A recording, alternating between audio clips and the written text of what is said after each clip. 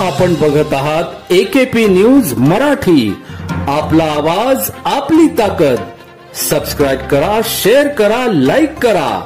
AKP news Marathi.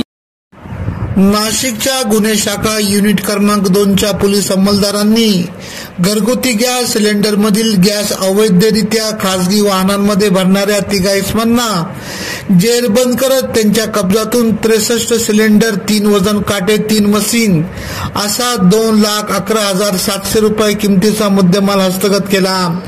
Nashik road police ठाण्यात हद्दीत हा अवैध व्यवसाय चालत असल्याच्या गोपनीय माहिती गुन्हे शाखा युनिट क्रमांक 2चे सहाय्यक पोलीस उपनिरीक्षक विलास गांगुर्डे यांना मिळाली असता वरिष्ठांची याबाबत चर्चा करत त्यांच्या मार्गदर्शनाखाली देवळाली गाव नजीक पाटील गॅरेज पाठीमागे भारती मठाजवळ पत्र्याच्या शेडमध्ये घरगुती गॅस 6 अवैधरित्या वाहनांमध्ये भरला जात असल्याची दिसून आले। सदर ठिकाणी 3 मे 2025 रोजी सापळा लाभत छापा टाकला असता प्रथम व्यवसाय करणारे शिवा दिनेश लोणारे राहणार राजवाडा माल धक्का रोड नाशिक रोड, शाकीर मोहम्मद शहा व नवाज अहमद शहा दोघे राहणार सुंदरनगर झोपडपट्टी देवळाली गाव नाशिक रोड यांना ताब्यात घेत त्यांच्याकडून 2,11,700 रुपये किमतीचा मुद्देमाल हस्तगत करत